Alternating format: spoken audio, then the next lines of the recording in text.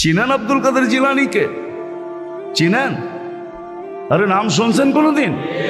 পীরানে পীর বড় পীর আব্দুল কাদের জিলানী রহমতুল্লাহ আলাই উনি লেখছেন, হায় ওর চেয়ে বড় হতভাগা কেউ নেই, ওর চেয়ে বড় কপাল পোড়া কেউ নাই, ওর চেয়ে বড় নিমক হারাম কেউ নাই, ওর চেয়ে বড় অকৃতজ্ঞ কেউ নাই, ওর চেয়ে বড় নিকৃষ্ট কেউ নাই। আল্লাহ ডাকলো আর আসলো, নামাজের জন্য ডাকলো আর আসলো না, আসলো না। বলে নিকৃষ্ট কেন বলছে আব্দুল কাদের জিলানী রহমতুল্লাহ আলাই? কেননা শুকর সকালবেলা ওঠে, ঘুমের থেকে উঠার পরে বলে আল্লাহ ঘুমের থেকে উঠলাম, সামনে কিন্তু তাকাবো, কাইলা ইয়াকা আউয়ালা নজরিন আলা মান লা ইউসাল্লি, যে নামাজ না পড়ে ওর উপরে যেন আমার প্রথম দৃষ্টিটা না। আল্লাহ জিজ্ঞাসা করে কেন? আমার কাছে ও আমার চেয়েও নিকৃষ্ট, কেন আমি তো সকালে উঠি, উঠেই বলি আলহামদুলিল্লাহিল্লাযী খালাকানি আবতারা খালকি, প্রশংসা ওই আল্লাহর যিনি আমাকে সৃষ্টির ভিতরে সবচেয়ে নিকৃষ্ট তৈরি করছে, তারপরও তোমার প্রশংসা। আমি তো উঠেই তোমার গীত গাই, কিন্তু তুমি ডাকো তারপরও ও সাড়া দেয় না, তো আমার মন বলে ও আমার চেয়েও নিকৃষ্ট। দ্বিতীয় দলিল দেয় যে আমি তো জাহান্নামে যাব না, উকুদুহান নাস ওয়াল হিজারা, মানুষই তো জাহান্নামে যাবে, আমাকে তো কিয়ামতের দিন বলা হবে কুনু তুরাবা, মাটি হয়ে যাও, আমি মাটি হয়ে যাব। কিন্তু মানুষকে তো এই কথা বলা হবে না, মানুষকে তো বলা হবে উকুদুহান নাস ওয়াল হিজারা, তুমি জাহান্নামের ইন্ধন হবে, মানুষই জাহান্নামের ইন্ধন হবে, আবার মানুষই জান্নাতের উচ্চ শিখরে। এই জন্য শুকর বলে অর্চে নিকৃষ্ট কেউ নাই।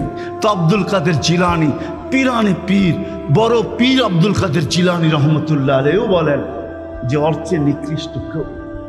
এই জন্য যদি পূজা আইসা থাকে, কথা আগে নেওয়ার আগে, শেষ করার আগে এইখানেই প্রতিশ্রুতি নিতে চাই যে আজকে যারা এই মজমায় আছে দুকে হাত রেখা ওয়াদা করব যে আজকের পরে, বিশেষ করে যুবকরা, যে আজকের পরে আর আমি কোনোদিন নামাজ ছাড়ব না।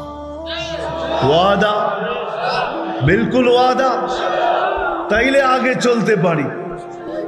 ওয়াদা কিন্তু আজকের থেকে আর নামাজ ছাড়ব না, আজকের থেকে আর নামাজ ছাড়ব না।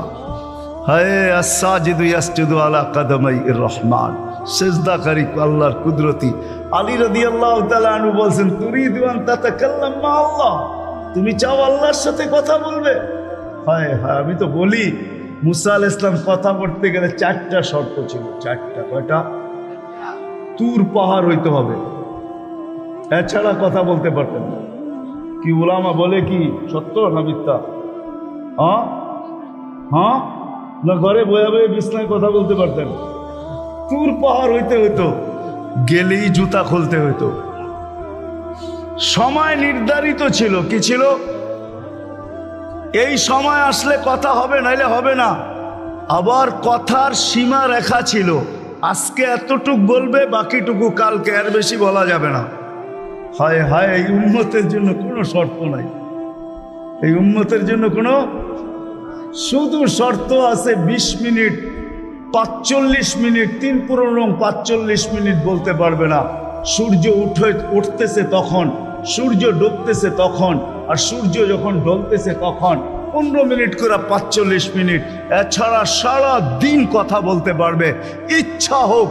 এই জন্যই আলী রাদিয়াল্লাহু তাআলা আনহু বলেন তুমি চাও আল্লাহর সাথে কথা বলতে, ফালতুসাল্লি, তাহলে নামাজে দাঁড়াও।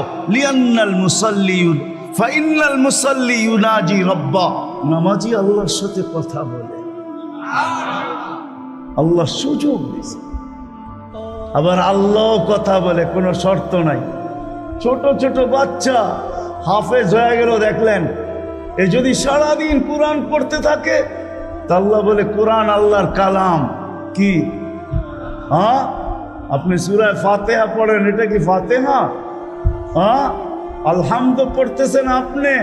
না না না, আল্লাহ আপনার সাথে কথা বলতেছে, কেন? এটা আল্লাহর কালাম।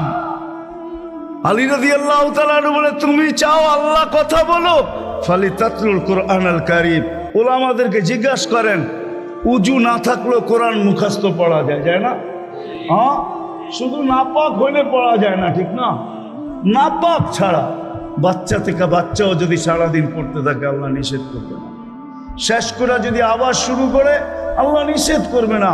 আল্লাহ বলবে তুই এক সময় ক্লান্ত হয়ে যাবি, কিন্তু আমি কথা বলতে বলতে ক্লান্ত হব না, আমি তো বলতেই থাকবো। বিদায় মেরে দোস্ত, আজকের থেকে নামাজ ছাড়বো না, পাক্কা ওয়াদা। যুবকরা কি বলে? যুবকরা সবচেয়ে বেশি আমার যুবকদেরকে দরকার।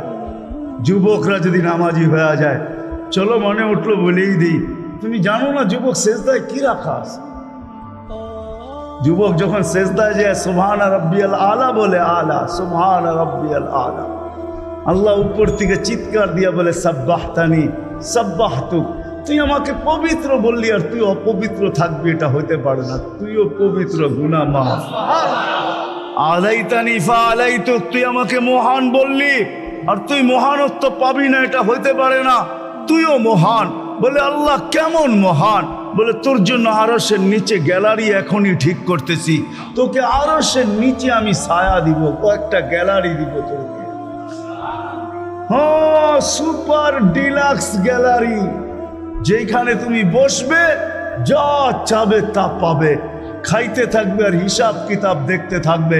আল্লাহকে যদি বলি আল্লাহ এই গ্যালারি কেন দাঁড় করাবেন, আল্লাহ যেন আমাকে বলতে চায় হিসাব কিতাব, দর্শক না হইলে খেলতেও ভালো লাগে না, আবার দর্শক না হইলে খেলতেও ভালো লাগে না, আর দর্শক ছাড়া খেলাও জমে না। আল্লাহ বলে তোকেদেরকে দর্শক বানাবো।